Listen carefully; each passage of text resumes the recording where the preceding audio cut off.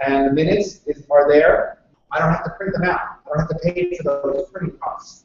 So you're asking me to exchange an online system for the printing costs, and if I remember right, our last year's annual minute meetings, or meeting minutes were about 6 pages long, just that alone. So 6, 7, 8, it's about 10 pages that would go into an envelope, along with a discount card, along with everything else. If I turn around and say 10 times 1,100 times, you know, I would be getting up into the $2,000 range anyway, for me to be able to do it the way that you're asking. And so we'll take a look at it. But if we're looking at trying to go in that direction, I think we're not going to have much of a savings. And quite frankly, I'd rather have spent a couple of extra $100 and be able to turn around and start the meeting at 6:30.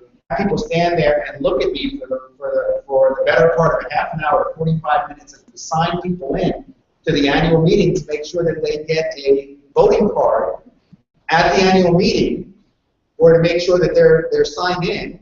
Okay, because we do it this way, we don't have to take attendance at the annual meeting. I don't have to turn around and say, check, you're here for a quorum. I don't need to do it. So that would really address the fact that none of it needs to be voted on. It is required by state law that any board member and any minutes from previous previous annual meetings must be voted on. It is a requirement by state HOA law. It is not a requirement by me. It is not a requirement by our covenants or by our bylaws. It is required by state law. So I have no choice, even if those are the only two things on the agenda or on the ballot. They must be voted on, and they must have the minimum requirement of votes. Excuse me, of people voting. Not of votes, of people voting. Yes, ma'am. Do you have the email address for every member? No, I wish I did. I think you should make that happen. Because I bet we ask, and we say it in the newsletter, you know, please give us the information, and we turn around and made a pitch last year. But I bet 98% of the county. Sure, they have it, but whether or not they're willing to give it to us, you know, because if I could turn around and send the notice that way of the annual meeting and send the electronic information, it would save us an enormous amount of money. Other organizations would expect you to be able to do it online. And I also think, do you know the numbers of, it's about 2,000 households, right? Yep. 2,073 households in the How many of them have children? Children under 12? I don't know what that number is. Because there's a... So I thought I told us that there were 14 houses where no children. So that's not... I mean, so but if you once a year, yes, I use it. But. It came on that the purpose of those what we're trying to do with that, the only cost to us is those cards, which is only $200 a year. We're not paying Jumpaline, Southeast Fitness. We're not paying. It's not an incentive for someone who does use it. But it is incentive for some, and we have seen a small increase of people joining because of that. And I would say also that the newsletter and pages I've devoted to children school news and how many people have children in children. Well, no, there are 700 kids at Mission Viejo still. And I mean, it is less than it was 10 years ago. But There are still 700 there are kids. a lot of people in the neighborhood. And I'm not saying cut it down. No, I agree with you, but here's the other half of that, okay? Between myself and Todd McMahon, most of what is written that is HOA news is written by one of the two of us, or is edited by us. I know Elaine has done a piece in the past, and I think Lois did one over a year ago that dealt with the garden club. But the thing is that we ask for people to turn around and to provide input for the newsletter, and we get nothing. And so again, if it's all my time, I don't have 24 hours a day that every day that I can put to this. I think my point is that the neighborhood and the HOA seems to be oriented towards children. You know, my kids are grown and gone, and you know, I'm in the same boat as you are. I don't have, right? I only, I'm here during the summer. I've got a daughter who's 20 and boys are going to be 18 about 2 months from now, and they still go there, but that's not really, just going to walk, but they go. You know, but it's not, to me, it's not about that. I mean, like, for instance, my whole family's moved on. Ben, you were moved your big. We are, you know, so can't eat a KFC, you can't use the Chinese place, can't eat this, you know, but I'm not going to say take those out because I can't use them. Right. I mean, there's going to be, with a community of, what, 2,073 households, there'll be people that will use it, and you know, there's somewhere that you frequent a lot and say, hey, you know, you want to get in on this because we're trying to get that niche covered as well with another discounting so that we get more members. Instead of, you know, that's when basically, right. You know, there's not every, hopefully there's a wide enough range where it's like, you're getting these people for this thing, you're getting the people that work out at the fitness center, you're getting whatever you're getting, and somewhere hopefully you can take advantage of that. And if you can, like you said, what is it, 24, whatever the dollar a year thing is, whatever it is, if you're a member of the trash program, it winds up being $24 a year, right? It's $2 a month that they give us back for every household that's in the trash program. If you're not a member of the trash program, because you would like to, you don't want to do that way, we have people turning around and donating to us, and the suggested donation is $30. Okay, which, all right, so, you know, between $24 and $30 a year, and I've got people complaining it's too much that they don't want to pay it. There's not much I can do with that. You know, we used to turn around when we had a larger budget. We used to pay a company to turn around and deliver the newsletters. We turned around and stopped doing that and have volunteers doing it because we're trying to cut budget. The thing and the question that I want to ask you is, you know, I can turn around, I can say, Elaine, great, we'll have you and a bunch of your friends turn around and stuff in envelopes. But how many groups of volunteers am I going to have do all that stuff and ask them to do over and over and over again? I can't ask those same 20 to 25 people to continuously do everything, and I mean everything in this community. Okay? I think it's wrong. There are 2,073 homes in this HOA. Whether or not you're an active member or not, you do benefit from the HOA. It doesn't matter whether or not you're an active member or not. If you see a violation and you turn around and you send it to the HOA, we will take action on it, whether or not the person filing the complaint is active member or not. So everybody benefits, and people can't say, I'm not a member of the HOA. According to the Colorado law, the covenants that go along with your land and the way that the HOA was set up, everybody is automatically a member of the HOA. Whether or not you are an active member or not is a different story. An active member is one who participates, who contributes, and attends. Okay? And an inactive member is one that does not do any of those things. An inactive member is not eligible under our bylaws to vote at an annual meeting. So if you feel that something is going wrong in the HOA, you need to be an active member, or you need to turn around, and we've had calls for people for the board before, turn around and volunteer to be on the board. I don't have to do the trash program because as part of what we say as an active member includes volunteerism. So if you volunteer to be a member on the board to turn around and say, I want to change something, you can do that. But we need people to turn around with a different mind. All of us guys, I know we've done a lot to change the way that the HOA has looked over the last 15 years and have been moving towards a kinder, gentler HOA that is turning around and taking care of not only the letters going out and not doing anything for the community because people were complaining about that happening. They wanted to have activities, they wanted to have this, they wanted to have that. We're trying to balance all those things on $26,000 a year. We're doing the best job that we can do. We need the input. And I appreciate the debate. So, last comment. I have been as active as I can think of, and I cannot sway board from doing what they do. I mean, I've tried so many ways to get the board to use more of the budget on taking care of the appearance of the community, and I feel powerless. I won't stop. I won't stop what I do because I feel it is important, and but I just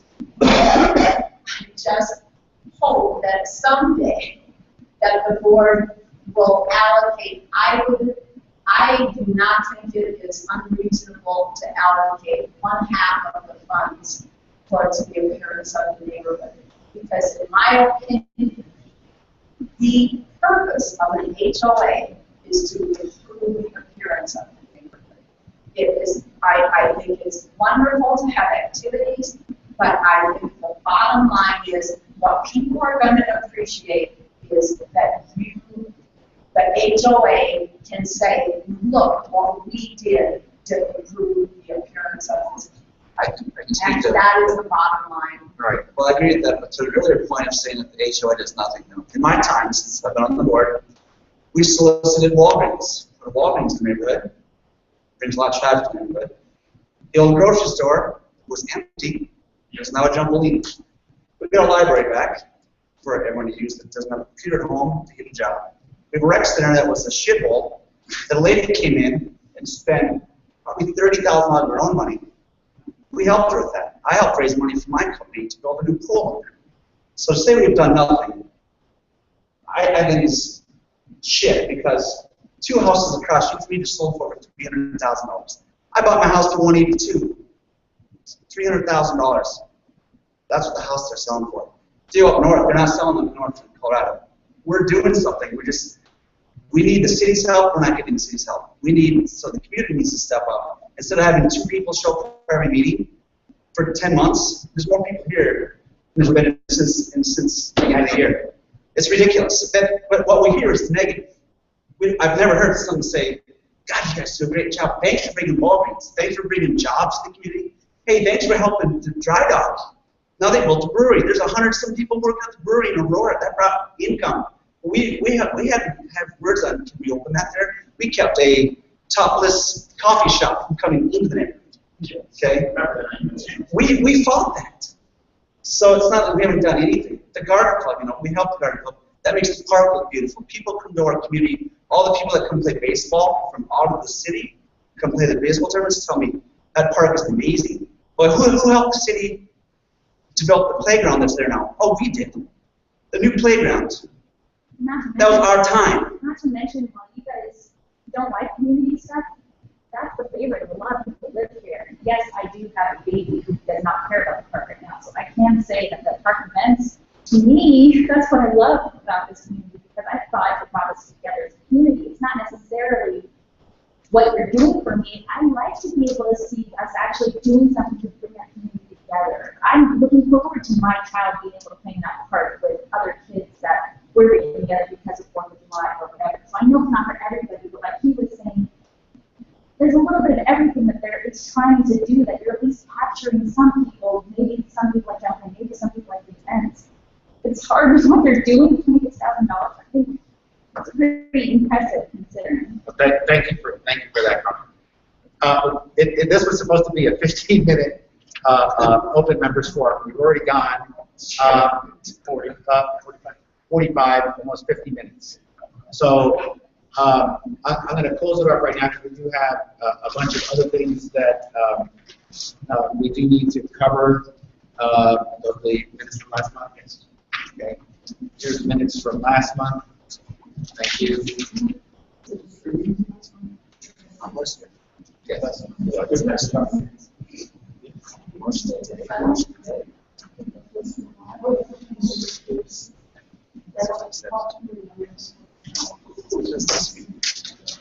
Watch they did. What is that? That's the corrections. Was it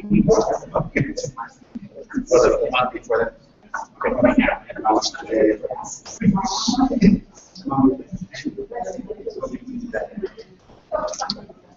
What's the verbiage for political parties? Sorry, it's autocorrect that on my sheet. Are we saying that there's no more political people allowed at functions? Great. We need to. All right, and I did want to ask for your input, seeing that we have a bunch of people here.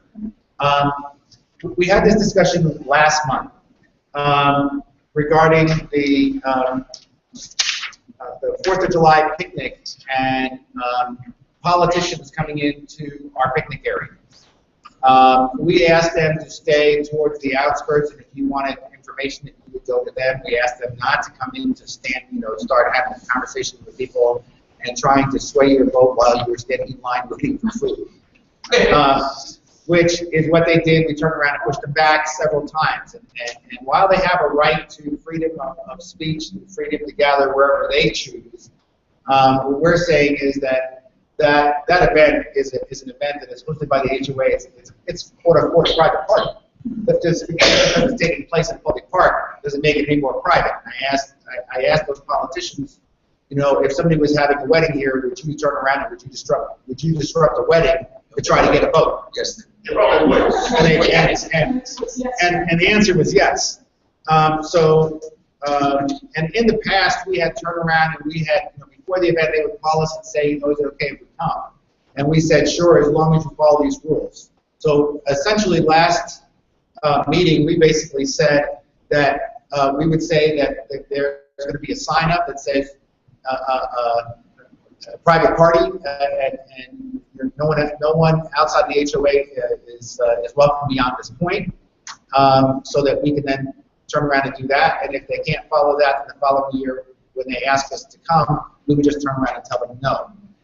I want to know from you, is that the right move? I say yes. Hands yes. Is that the right move? All right. So I blew up this year. I did everyone to come. And so we just wanted to know, from you that are attending, because we're sitting there, and I don't like it when I'm being disrupted. The year before, I think they did it while it was music in the park. People were listening to music, and the politicians were trying to hold conversations with people and get their political opinion. Get your political opinion on your time, not during my music time. Not this year, last year. Okay, so Mike, right? All right, so back to the minutes. Everybody's had an opportunity to look at them. Okay.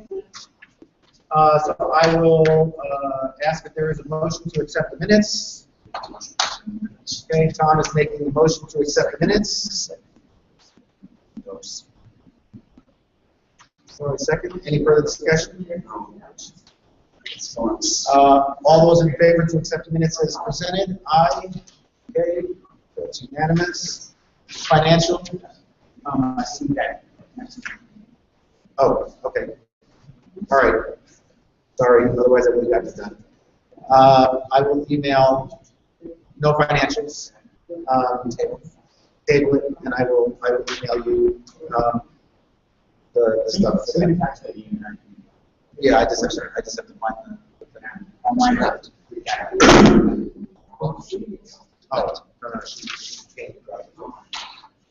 the committee reports. We do have the garden club here. I know that they did some work not that long ago. Is there anything else that you want to? No, we're still taking care of it. Okay. Who's staying for the corner by the library? Is the city? The city. Plant bushes there? The city. That was nice. What's the property? 7 years later, that's pretty awesome. And the extra money in the garden club that we haven't spent go towards landscaping. Excuse me? And the extra money in the garden club. It's a budget, and wherever the money is being used is where the money is being used. If there's money that's left over at the end of the year that's not being used in other areas, that's when we determine where that money's going to go. It's not that we're going to turn around and say money that wasn't used in the garden club will be used for landscaping or anything else. That will be determined as we get towards the end of the year.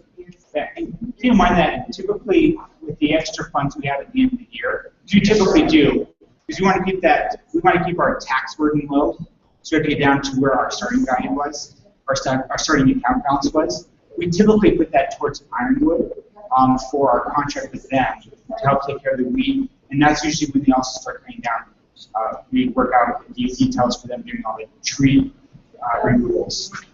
So what happens is if there's more money than what they turn around and told us with trees being removed, we turn around and we advance pay into the weed contract, because if we pay the weed contract before they start weeding, we save like 10%, which in the overall scheme of things in the contract is a huge amount of money, right? And so we try to do that as much as we can and try to get, like Jeremiah said, the beginning balance for the year and the ending balance for the year to be close as possible, because although we are considered a state nonprofit, we are considered a LLC for federal, and so whatever the difference is between what our starting and our ending is, if our ending is more, we pay as much as 40% on tax on any amount that's left over there, right? So I'd rather turn around and spend that money on prepaid to a contract to advance it in the next year, rather than turning around and having to pay tax on 40% of it. Does that make sense?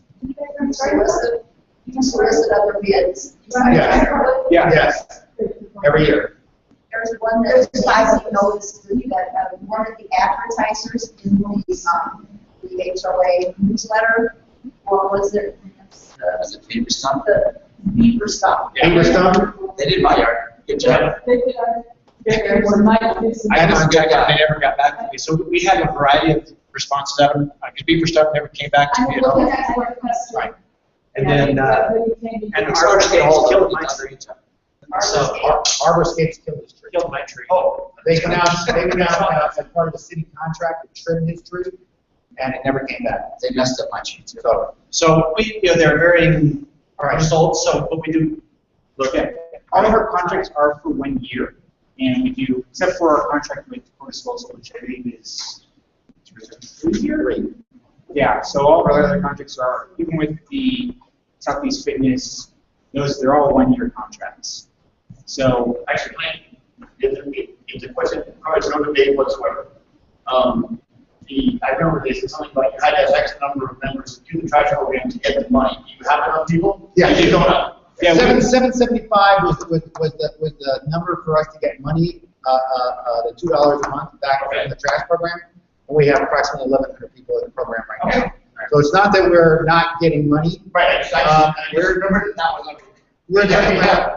We're turning around and looking at ways to increase that number, because obviously the more money that we have as far as revenue is concerned, the more things that we can do as far as covering control, as far as other things that people want us to do, but we just don't have the money for. Right. All right, so let me continue on with the next item on the agenda.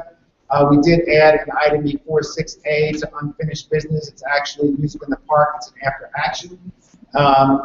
We had music in the park, and I want to thank those members of the board that showed up. I think just about everybody showed up on the board to turn around and help set up for the event. Part of the requirement that we had was to turn around and set up a tent overhead for the band. We went and we had purchased an event tent. We had a very strong breeze come and turn around and snap one of the poles as we were trying to get it up. So we turned around and gratefully for Troy was there. He turned around and went to one of his neighbors who helps us out with the 4th of July picnic, and was able to get another tent that we were able to get up fairly quickly and have the event. We also had Schwann's Ice Cream, or Schwann's Foods, turned around and sponsored coming out and provided ice cream for the event for root beer floats. We are working with them currently to try to get a discount program with them for new customers that they have as well, and they're interested in doing something with us for the holiday hayride and the annual meeting as well, to provide some refreshments for those. This year, I just want to make the comment, this year is the first year at the Music in the Park that I have ever seen people up and dancing. And so, 2 years ago, my daughter was, oh, well, okay, your daughter was dancing 2 years ago. But we had what, a good 4 or 5 people up and dancing for a good part of the evening. probably the best turnout we've had in ever. People-wise, I think we've had the best turnout, and the music was absolutely phenomenal. We wound up paying $800, but it was a large band, and you consider the amount of musicians that were there for the event, etc. It really wasn't that much for the event. I do know that the people that did attend the event really enjoyed the event. I do know also that they had they were still playing ball and stuff when we first started, and there was quite a few people that were listening over as their kids were playing ball, were listening to the music and turned around and purposefully walked and stopped for 5, 10, 20 minutes to hear the music. And had ice cream floats. This is the second or third year that we've done ice cream floats. This is the third year we've done ice cream floats. In the previous years that we've done ice cream floats, the root beer floats, we projected that there was going to be about 100 people that were going to have root beer floats, and we would always come away having leftover ice cream, leftover root beer. We had none. Typically, we usually give out about 75 to 80. This year, we gave out over 200. Of course, it was nice that Schwan provided the ice cream, so that was just root beer and cups, which we have plenty of. Well, we don't have any root beer anymore, but it was relatively something less on net refreshments we've done in the past, thanks to Swan. And it was probably definitely the best turnout we ever had. It's good to have. We're open to any other ideas. Yeah, we've had a lot of variety of Other events. Yeah. Right. So we've changed bands every year. So we're always open for any suggestions. Yeah, you want country music? Try new bands? Or Try new bands. Right. Oh, no, I don't think We want a variety of music, right? I don't think we've had a band we haven't liked. We even had a harpist one year because the Aurora, because we actually had the Aurora Symphony, just a quartet, and they canceled on us in the last minute. We had to get a harpist in within 2 days notice. We've done a lot of different types of music, and we know that, again, on a Saturday night, people have a lot of different things that they can be doing, and we wanted to afford people an opportunity to hear different types of music. With 2,000 people, it's kind of difficult to turn around and to say that everybody has the same taste in music. Not by a large stretch of the imagination, so we wanted to try to find things that would appeal to a good variety of people and for people to come out and to enjoy. So the sad part, I think, about music in the park is that with everything that we did, we always put out our donation jars both there and at the 4th of July picnic. We only collected $33 and something cents. $33 and some odd cents. It paid for all of our refreshments. And I sent home 650 flyers with all the students at Mission Viejo Elementary School. So the bottom line, that and everything else, it's not just our community, but people in our country just don't care anymore about that. It's all electronics. Everyone would rather be doing this at home than doing something with their community. All right. Just that back to the world. All right, let's move on. So the fall cleanup, the next item on the agenda, fall cleanup was September 13th. That was this past Saturday. I know the other members of the board had other commitments and were not able to make it. I did attend that, and I did see Elaine, because at the start of that, she had told me that she had, for the previous couple of days, been turning around and cleaning some of the area along Hamden and left me about 20, 25 bags of trash along Hamden for me to pick up and take care of. I appreciate the time, energy, and effort that it took you to do that. Then we had one small crew of, I think it's Betsy and her husband, turn around and continue to work along Hamden, starting from Buckley, coming in, picking up trash and weeds.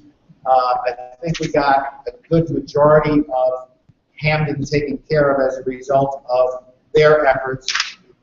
We had another small team. I'm sorry, I can't remember the two gentlemen that were there. Chris Hammer. Chris? Chris Hammer. They were there as well on Saturday and took their truck and went along Chambers, turning around and pushing back the what mulch is still left there and cleaning up trash and everything else along that route and going behind some of the bushes. And still, you had walked up that way and they went back and they still came up with just trash and not much of the stuff that they did. They still came up with about 3.5 bags worth of stuff along that stretch. Where does the trash come from? Is it from the bus stops? The bus stops is some of it. You know, the thing is that a lot of the juniper bushes and stuff, you know, you can turn around and you can say, they clean out in front, but it gets underneath them and everything else. And these guys are sitting there with their shovels and everything else and digging all that stuff out and getting that stuff out and cleaning some of that stuff But if it's coming from the bus stop, I see the people sit at the bus stop and just. Oh, there. Okay, so should we contact RTD or Tom Tobias or someone to say, put trash receptacles up by the benches? Vandalism, you get issues with that. One of the things I've noticed is trash trucks that on the way out to the landfill, they're constantly losing stuff out of the trucks. I follow down 225. 225 is always a mess because those trucks are just flying down. And the trash comes out and it's, you know, they're covered, but by, you know, so they meet the qualification by law, but that's just part of what we have to deal with, unfortunately. So and then we had another crew, Dave, another lady, I can't remember her name off the top of my head right now, and her son and myself, we went along Quincy and turned around and picked up every weed and everything else that was along Quincy from the church all the way to King Supers, and we came out with another 9 bags of trash along that area.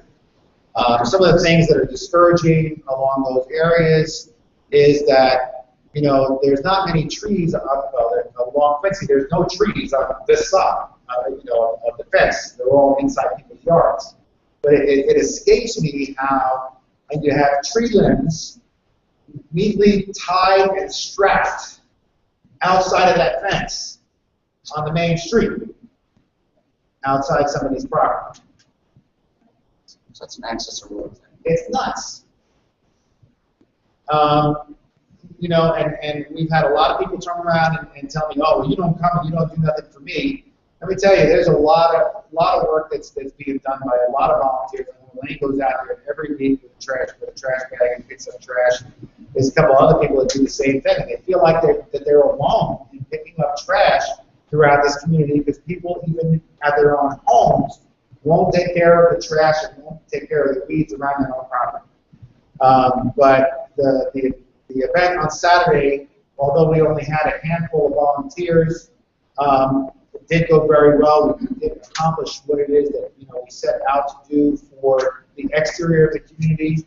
I'm always looking for additional volunteers, both spring and fall, to turn around and to try to get the green belts and along the Mission Circle. We just didn't have the volunteers to do it. And I know that when we started off, we were all in coats. It was cold. It was about 40 degrees, and by 10 o'clock, we were sweating bullets. And by noon, we were all just absolutely exhausted, couldn't do anymore. And when you only have 10 people turning around and cleaning up that entire area, you got to remember that it's not just the work that you're doing, it's the amount of walking and everything else, and then having to move all that stuff out of there. So I certainly would encourage folks when we get to spring cleanup to come and help us do that again.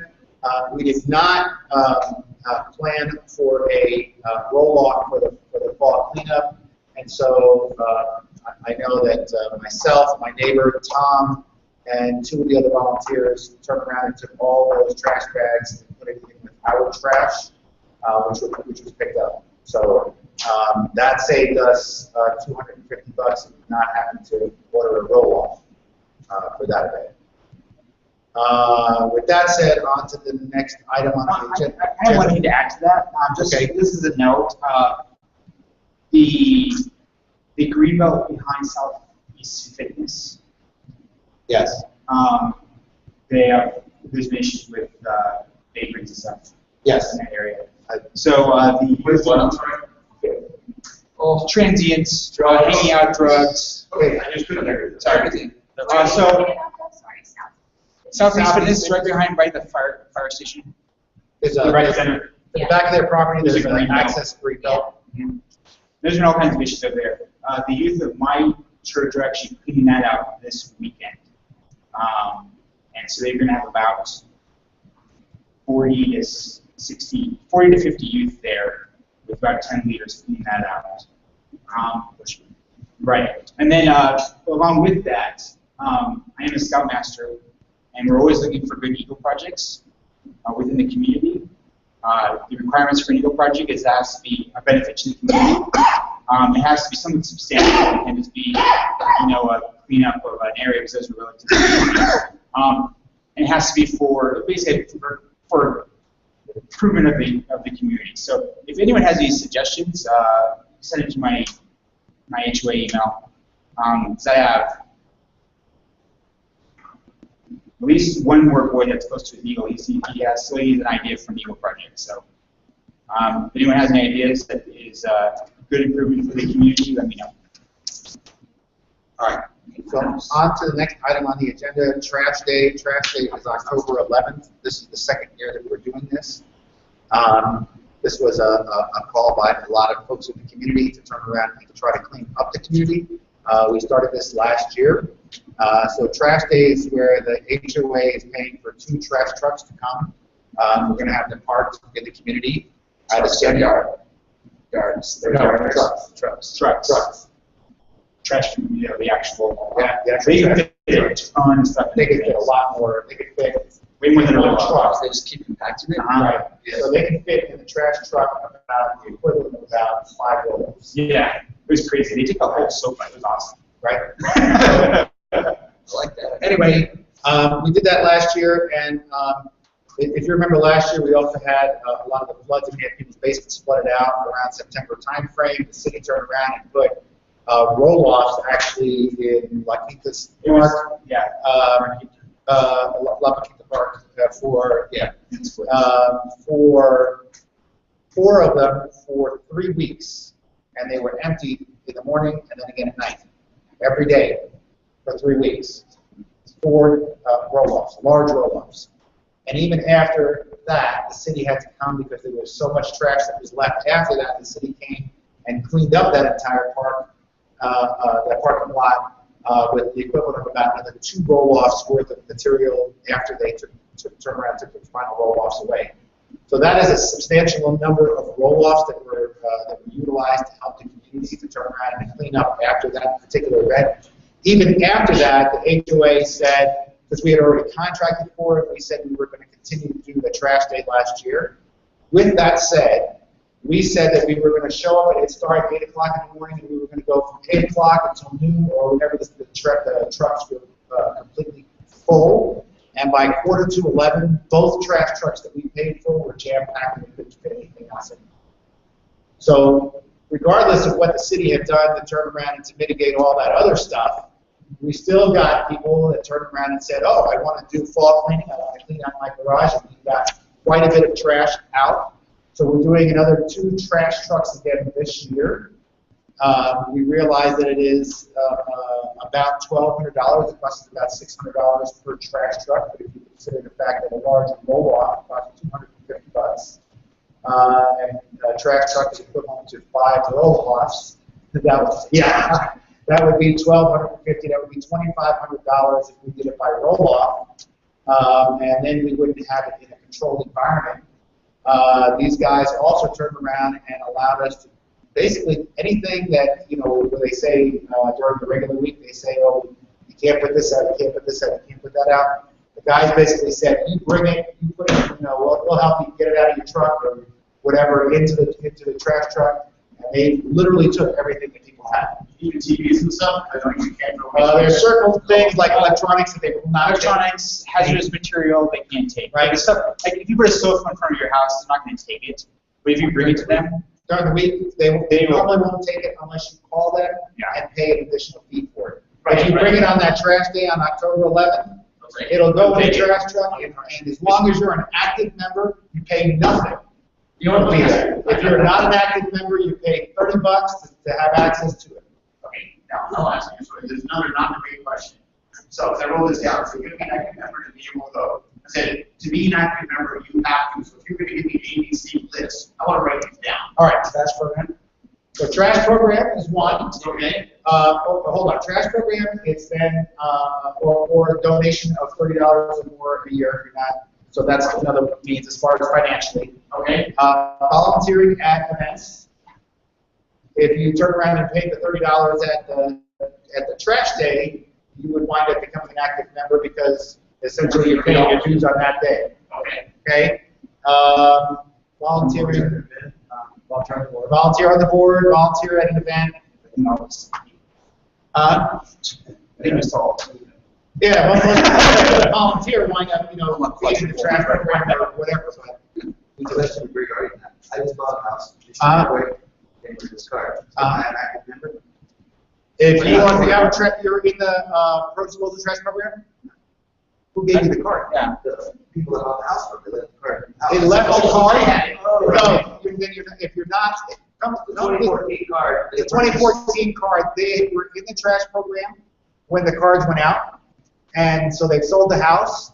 While you can still utilize the discount card, you're not an active member. If you were to come to us and say, where's my voting? You're not gonna get a ballot if you're not on that trash program or have turned around and renewed this. But I can put my $30. Yes. Right? Yes. Okay. Okay. Just use pro service. If you use pro disposal, it's so much. All right. All right.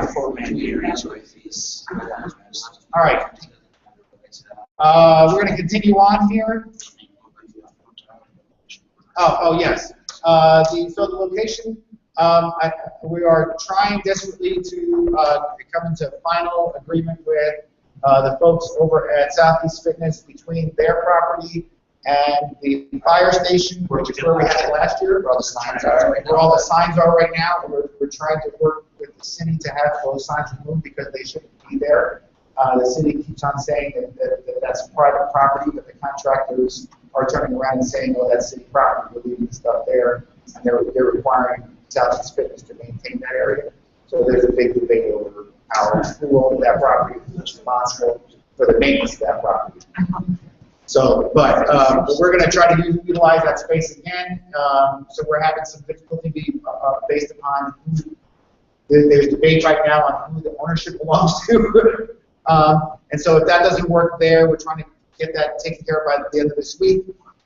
If we're not able to get there, then we have backup here at Olaf to come in and to go out in the trash. So that's what the plan is right now. It will be in the newsletter with the final location in it, so please look at the newsletter for the final location, and I will get the final information out to the board once the final decision has been made, once we have that. On to the next item on the agenda, the holiday lighting contest. As we spoke last month, the judging for the holiday lighting contest will take place between the first, is that right? No, sir. The contest is open from the 1st to the 7th. So the way that we did it last year was turn around, and if you wanted to put your house into the contest, you went onto our website, sent us a picture of your house lit up. We turned around and we put it on our list. We put it on the website, allowed people to vote through that venue, as well as we also having judges going out and judging the lighting between the 8th and the 10th. The reason that we're doing that is that after the judging takes place between the 8th and the 10th, and then we'll turn around and get the signs out to those particular areas. Last year we had 5 areas, if I remember correctly. So basically we did the inner circle area, and then we did 4 quadrants of the rest of Mission Viejo. So there's plenty of opportunity for people to participate and for people to receive an award in that. We did $50 first place and $25 runner-up to homes that participated in that program and received the award, yes. I really don't like that idea, and I know we did it last year, and when I was on the board, I suggested that we, have in the newsletter a yard of the month. Someone Okay, really did a bang-up job on their yard, and the board said, no, that really shouldn't be a competition to have a nice yard, but now we're having a competition to have nice holiday lights. I'm sorry, but I disagree with it. Well, I will tell you that the board has tossed up the idea for several years, even while you were on the board. I know that there was discussion about it before you came on the board. At that time, a lot of the people said we didn't have the money to do it. We wanted to try to do something for folks to try to encourage people to be a little bit more involved in trying to spruce up the neighborhood during the holidays, trying to get into the festive season. We realized that, the cost of electricity is going up, and so, it was one of the things that they decided that they wanted to do. I know right now, I'll tell you, the board is already committed to doing it this year. And so it's not an item that is up for debate at this point. It is unfinished business as the board and board members volunteering to come up with the final criteria for how they're going to score those this year for the judges. It was an item in our annual budget, which was approved. That's why it's no longer. It's not. It was approved, but I do like the I just yard. don't like it. I just give you my opinion. I like the yard of the month idea. I Someone's got to don't take a like it. picture and put it in the newsletter. I do like the yard of the month idea. But someone has to write the article, and get a picture and put it in the newsletter. And the yard of the month is not something that we're not opposed to doing either. Again, it's a matter of what's the criteria. We've got to come up with the criteria. We've got to come up with somebody to judge it and everything else. The problem with yard of the month is I got to have volunteers going out and judging it every month. With the holiday lighting, it's one-time event once a year. I can get judges to do that. To turn around and say, would you volunteer to go for 9 months out of the year and check out people's yards that have requested for us to look at their yards to say whether or not it's good? Because I don't have the time to walk around the entire neighborhood for me to say, his yard is the best yard. Probably not a yard of the month, probably just someone that's doing a really good job. But we turn around and we do that in the newsletter right now. We turn around and we were asking people to turn around and to put that information in the newsletter. And along with that, we can shift some of this stuff off of the newsletter. I mean, I guess it's everyone's house, but something like that, where we can remember something like Facebook, and based votes off of likes. Or next door. Very, very simple. Next door does not Next door doesn't have the allow you. capabilities to do that. They don't have the capability to like. Yeah. So it's one of It's those all things comments, we and look that's at. everyone over that. Right. Correct. And so that makes it kind of difficult. I'm saying Facebook's just easy from the perspective of you click a like, you're done, right? It's just a simple, easy way to handle it. There's other methods of doing polls and voting and stuff. Most of them cost money. Facebook is free. So, right. So we have to take a look at those things as well, right? How do you do that? No, I think it's a good idea. Like I said, it's not that I'm opposed to anything. It's but I'm looking at, is it going to be once a year, or is it going to be? It takes work, and if I don't have the volunteers, and it's always the same people that are volunteering, obviously other people will then turn around and say, if it's always Elaine being the volunteer that's turning around and deciding who the yard of the month is, Yeah. right? And you say, well, she hasn't come in my part of the neighborhood. I think it's great. It's fixed. Everybody's going to have an opinion on it, and it's I just don't want to go down that road. Last year it was easy for us, by the way, in the holiday lighting contest. We had I think there's only one person that entered into the holiday lighting contest that did not get an award because there was more than 2 people that entered into the holiday lighting contest in that particular part of the neighborhood. Everybody else who entered into the holiday lighting contest turned around and got it, either first or second place. We're hoping that more people will participate this year. That's As a result, So I'll try to enter this. if you don't enter, you don't win, I That's know. what it's statement. right? So along with that, since we tried it last year and we became kind of It was one of the last ones we came up with. We had extra funds. We went, well, let's try it. Trying it again. Trying 1 year is never good enough to really say if this works or not. We need at least, Yeah, last year was the first year. So we need at least a couple of years to see if it works. If it doesn't work, we only have the same people doing it every year. Yeah, we probably aren't going to do it anymore because we're not getting any benefit out of it. So we're trying it for at least, I would say at least, we want to do it at least 3 years, I'd say. If we see no uptick, we're going to end it because there's no point. Which is a shame. Right? We're seeing the uptick, let's say, like in the park. We see every year. Oh, yeah, we see more people with that. Right? Yes, we spend a little more on it, but we see an uptick and we see that there's better response. We're going to continue to do an event like that. But if we're not seeing, you know, in an event like this, then no. And then what will happen is we don't plan, you just continue to none of the matter. Right, well, yeah, we're going to get points on what we do. But yeah, we're going to get points on what we do, which is fine because that's society. But with that being said, I kind of lost my train of thought. Sorry. Okay. Now I'm going to ignore it. Every time we do something wrong, we just deduct it from our paychecks. There you go. All right. Anyway, what I'd like the board to do is to be able to come at least with 3 ideas each to next month's meeting for the voting criteria. I think, well, I said this last time, I think we should try to switch our voting to Facebook instead of having being judges. It's not community. Bring it to the meeting, right?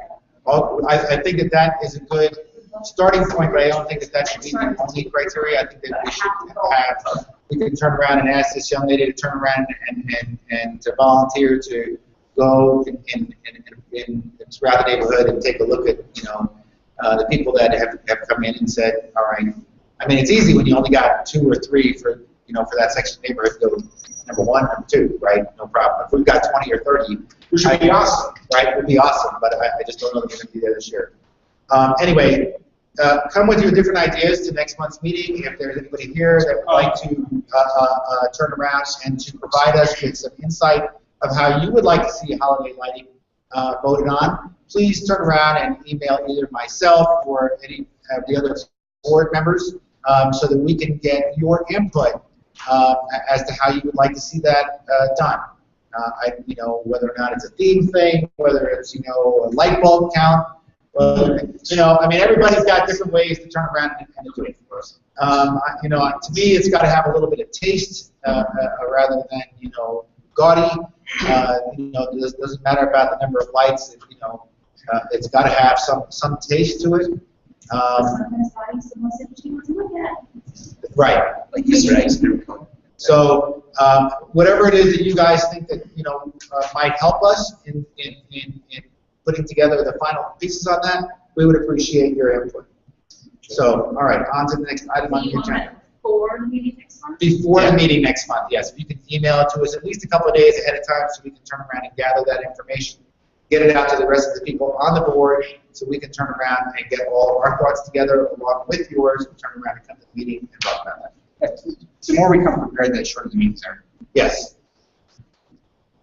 All right, so the holiday hayride, I do have, I did get the contract with the same vendor we've been using. I'll be turning around and taking care of a check with them probably within the next 2 weeks to pay for that. He's sending me the final contract, the final dollar amount on that. I believe that before next meeting is when we have to have that payment into him, or at least a down payment on it. I think so, yes. He said it's going to be the same as it was last year, because we're doing the same number of rides as we did last year. We talked The cocoa and the cider and the snacks and all the AirPods. okay. AirPods. Oh, we haven't. Anyhow, we're going. Right. I have been working with the city. The city is not opposed to us putting up a tent and some heating poles, so to speak, down by the park. We've had it at the library. We've had it at the elementary school. We've had it here, so we want to try to bring it to other parts of the neighborhood. So what we're trying to do this year is trying to do it so that it's semi-outside by doing it down by the park. 4:30 is going to be the first ride, 8 o'clock is going to be the last ride. We are going to have, Todd's going to turn around and do the sign-up thing again, I think, along with Jeremiah via the website to make sure that people can turn around and request slots once it's open and reserve. I will tell you that, some years we've had, last year, we had slots available as many as 2 or 3 days before the event, and all of a sudden everything disappeared. The year before that, I think it was 3 weeks before, there was not a slot available. And we have 2 horse-drawn carriages that go off for a half-an-hour ride every half hour from 4:30 to 8 o'clock. That's a lot of people. There's, what, about 15 people per hayride? You can fit? So, yeah. Yeah. So that's 30 people times, I think it's about 10 rides. So it's, that's a significant amount. And every year, 8 runs of 30 people, 240 people, and that goes pretty quickly, believe it or not. And we've had a lot of people really enjoy that. One of the things that we're not going to do this year, other than the cider and hot chocolate, is, I think previous years, because we're doing it outside in an outside environment, rather than doing it in a building where we have a room like this, we encourage people to hang around and have snacks and bring snacks and so on and so forth. It's an event we don't ask for a donation. We don't put a donation jar out there or anything else for it. We haven't in the past. We are going to be putting out signs this year in the neighborhood to turn around and ask people to slow down in the areas where the hayride is. We had a few close calls with people just flying through the neighborhood, regardless of whether or not they were seeing horse-drawn carriages. It encouraged them. This is kind of ridiculous, but it actually encouraged them to speed up rather than to slow down, to try to get around the horses before the horse went around the turn. Doesn't quite make sense to me when you have that the noise and that acceleration could startle a horse and could create some problems. So we're going to try to do a couple of different things to try to mitigate that this year. But we will not do snacks. Okay.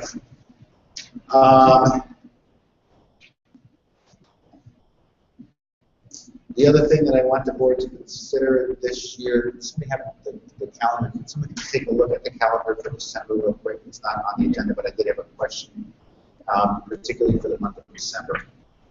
I need to know when the 3rd Tuesday in December. Oh, you just need calendar? Yes. 3rd Tuesday of December is the 16th. Okay. It's not the 23rd. 16th. Yeah. If possible, I would like to have, because we need to do and we'll talk about that here as part of our next item on the agenda, which is new business, the annual meeting preparations. I'm working on getting the first item done, the reservation for the school for January 20th. You and I need to work on the annual budget for next year. How many reservations actually counts the charity schools too? I made a reservation last year. Did you? If you can do that, that'd be great. Okay. They may need a copy of our insurance. Blah blah blah. But you have that counts. Take care of that. That's one less thing I have to worry about.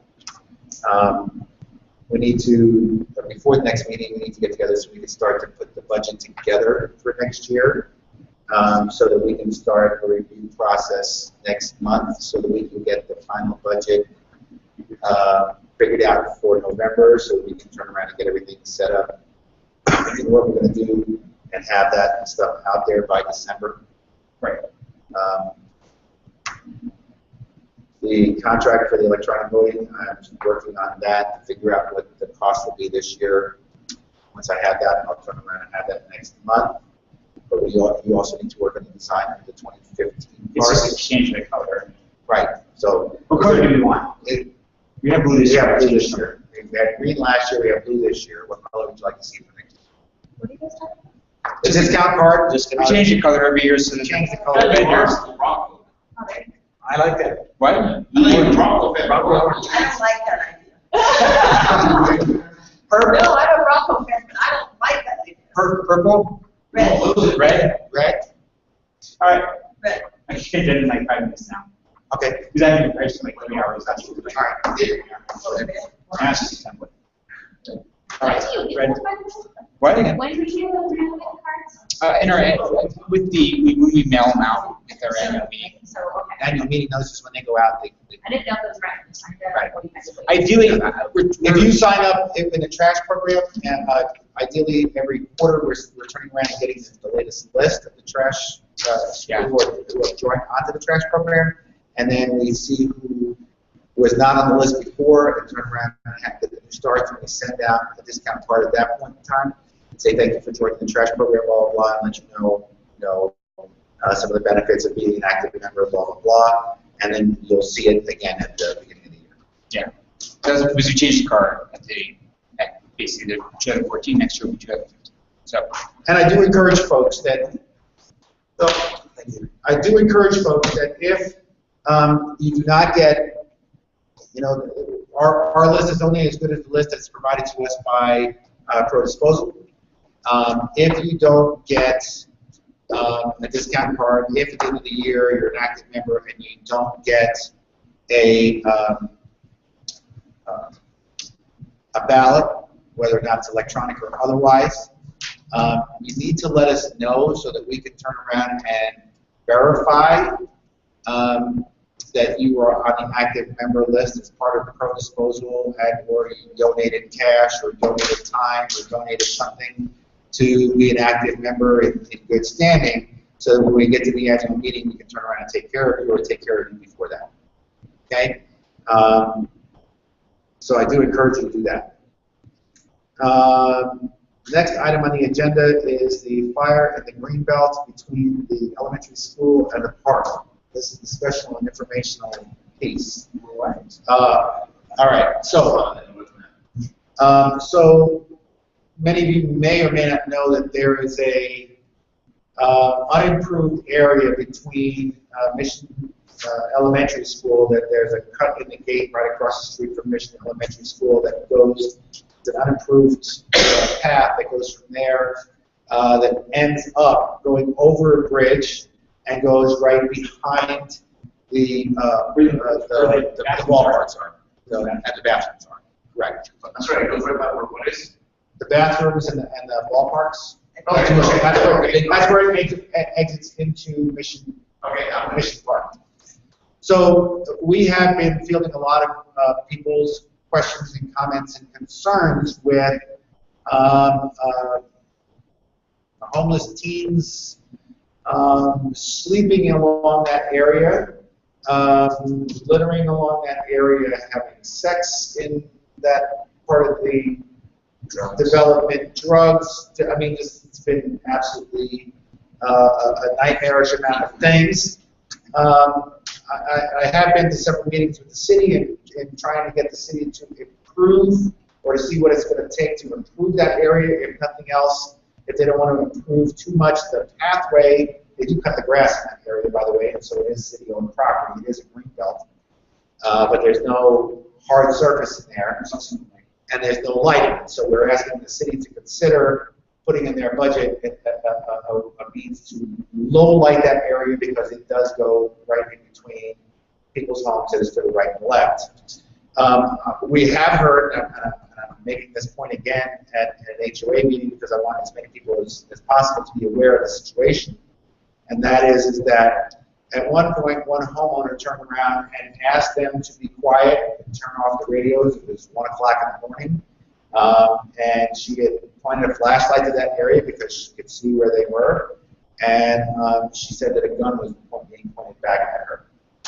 So my point to you is, do not turn around and try to engage these teens. They are Gone now. I haven't Well, seen them for a long time. They were there Saturday morning. Because Saturday morning at 3:30 in the morning is when somebody in the neighborhood, one of those houses, smelt something burning, and it was a fire that they had made it around their little camp area to keep warm because Friday night got really cold. That wound up getting out of control, and the fire department needed to be called, and now they had to go all the way back behind the ballpark area, which was a very difficult area for them to get that truck into, take it across the bridge, and go into that area to put out the fire. I wish, and my understanding is, and I'm not going to make the other meeting I was going to try to make, to also talk about this, but some of the people that had talked with me about this, I turned around and sent them to that meeting, told them don't come to this one. The police officers said that there was nothing that they could do. Was the kids living outside and starting fires? Yeah. So again, you know, their question to me was, HOA's got to do something. We have a neighborhood watch program. There's nothing much more I can do other than to turn around and tell you that you need to push the city and the police department into doing the right thing here. These are vagrants, and they're saying that they have the right to, you know, freedom to walk around and do whatever. And we're like, okay, they started a fire. This is not right. Anyway, we're trying to address the situation with the individuals, the homeowners that called, got the things that they did from the city and the police department. I just want to make sure that everybody knows, if you do happen to see some teens through there, especially during the evening, please call the police department, ask them to have them removed, that they're sleeping in there, that they're vagrants, that they're causing damage to the area, so on and so forth. Do not, please do not go down and try to engage with them yourselves. Do not confront them. Okay? That's crazy. So please, please, please, I want to ask you to do that. That reminds me of a conversation we had last year with the property management for the Spruce at the shopping center.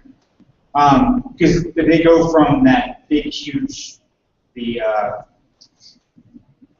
area behind there, behind the shopping center, which is just a bunch of trees and bushes, and they travel from there into Old Lady to there. We should probably follow up with the management because they were planning on closing that. That's the next item on the agenda. Really done. Next item on the agenda. That's what I'm here for. That's what you're here. Yes. Okay. Well, you go first. We'll get there. So It's closed off. it is closed off. I am not particularly happy with the color of bright red. And it is not fencing, it is metal. I understand why they did what they did, and that was a Kimco and the city of Aurora came up with the plan on what materials and how that was going to look. If you remember, this was an issue that was is about 2 years in the making. The HOA was asked 2 years ago what our thoughts were on it. I had several dozen complaints from people that lived in that area that turned around and were complaining about homeless people coming through there, starting fights, drugs being dealt along that area, so on and so on and so on and so on. HOA has got to do something. We want that gate closed. We want this to happen. We want this to happen. We want this to happen.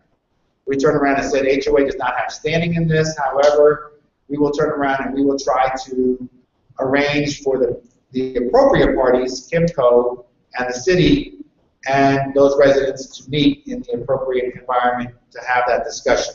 We turned around and had, over the course of the next year and a half, turned around and announced it at the annual meeting, announced it in newsletters, announced it in email blurbs that went out to people who are on our email list. And somebody suggested tonight, how come we don't have emails for everybody? If you don't give me one, I can't get you a blurb. And mistake. Right. Maybe that will be good. At any rate, that gate has closed.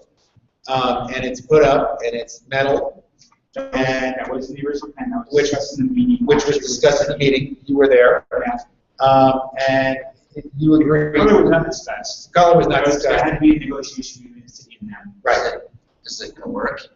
The design? It's outside of, they agreed upon it, it is a city ordinance issue, not ours, so we have no say in We it. have no say whatsoever. I did have several people turn around and ask me whether or not if we could paint it brown, and I said, it's not my offense, I can't do nothing about it. I can ask Kimco if we could, and turn around and budget for the spray paint or the paint next year, come the spring to turn around and do it, but right now it's But with bright red. that being said, we still have to have it approved by the city. Right. It's got to be Kimco, the city, and everything else to try to tone it down.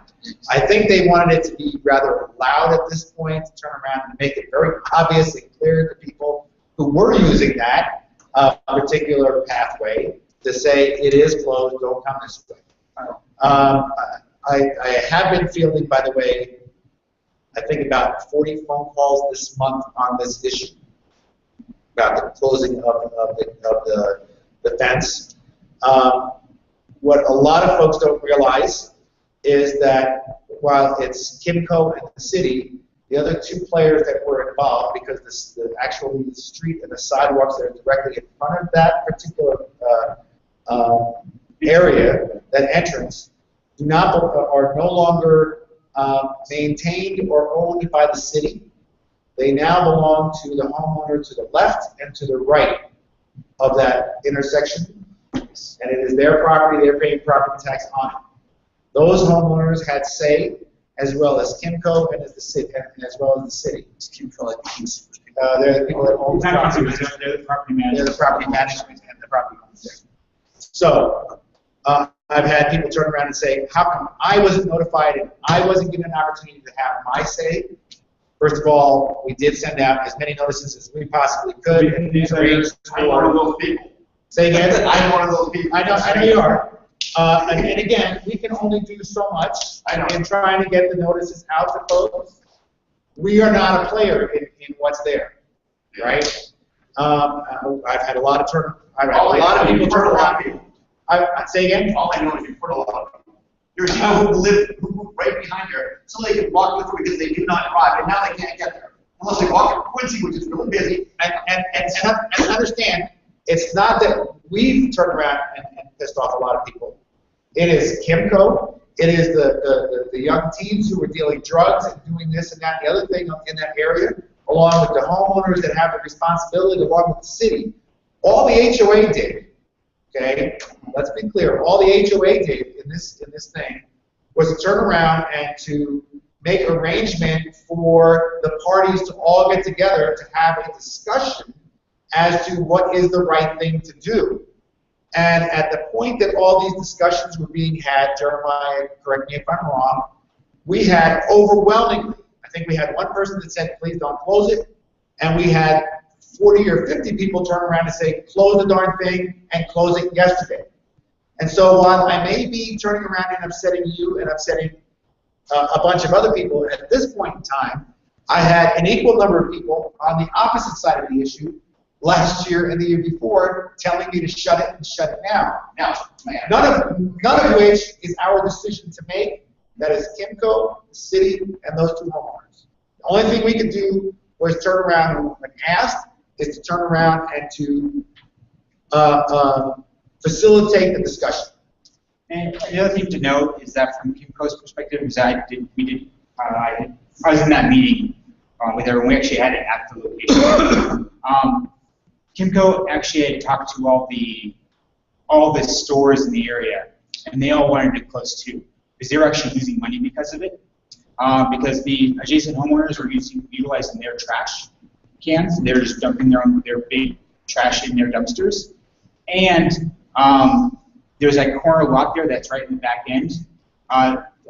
Abe and I was going to put a store there. They refused because of the appearance of that area. They did not want to be there because of it. So Kimco wants to close because that shopping center was losing money because of it.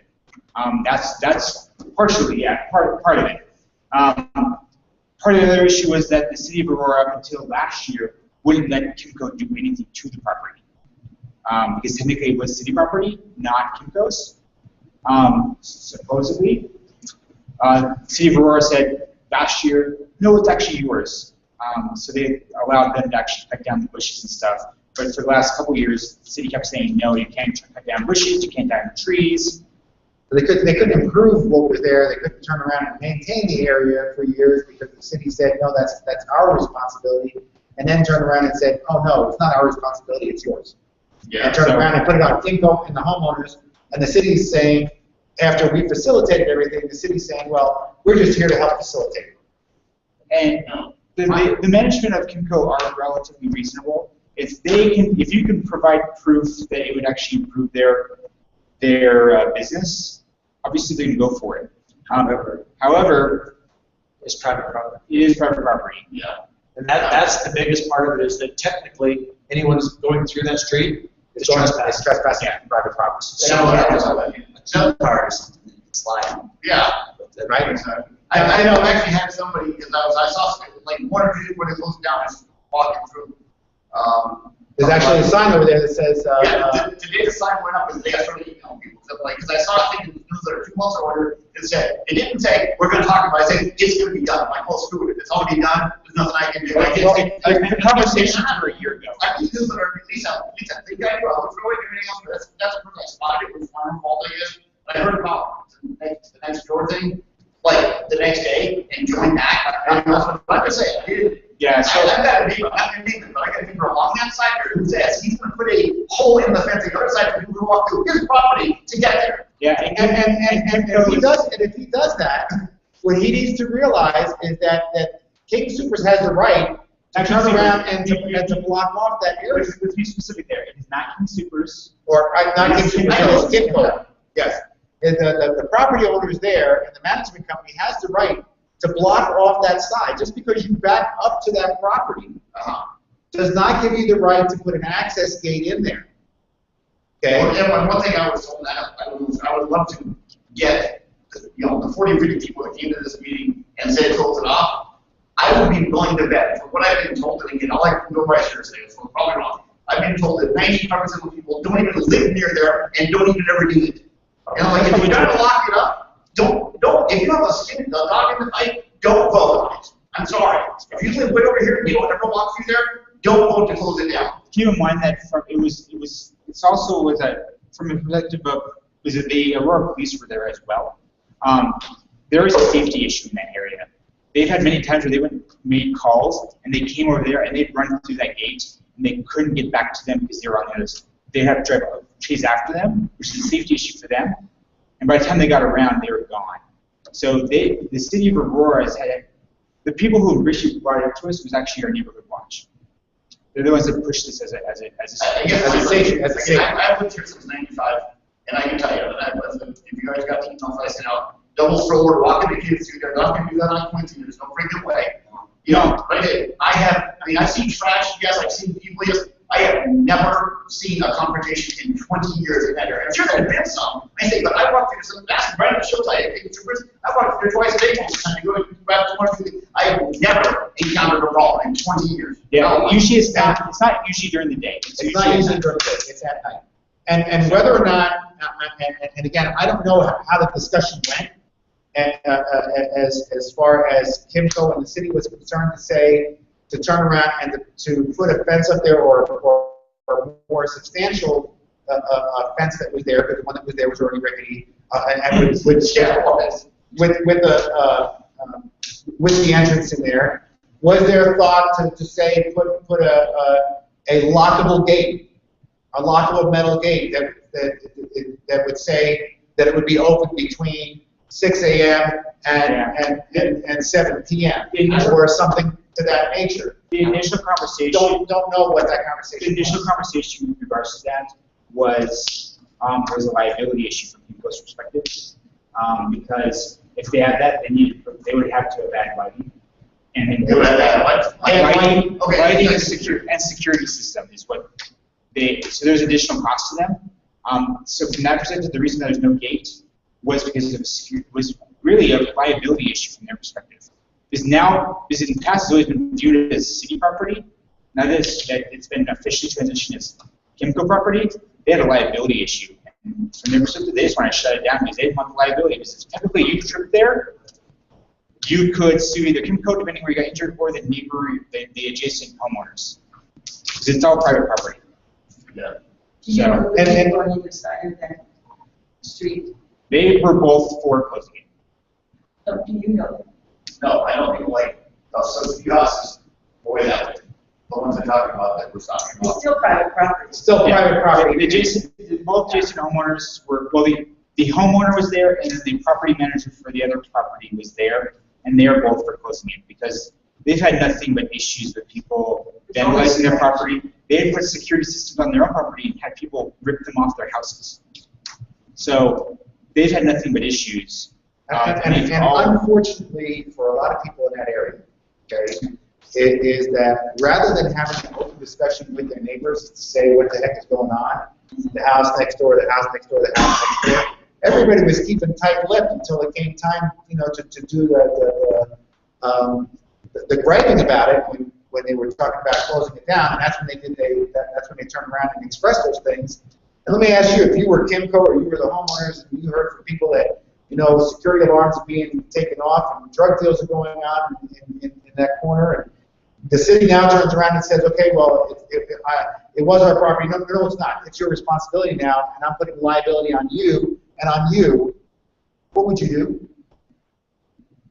Regardless of what everybody else wants, what would you do?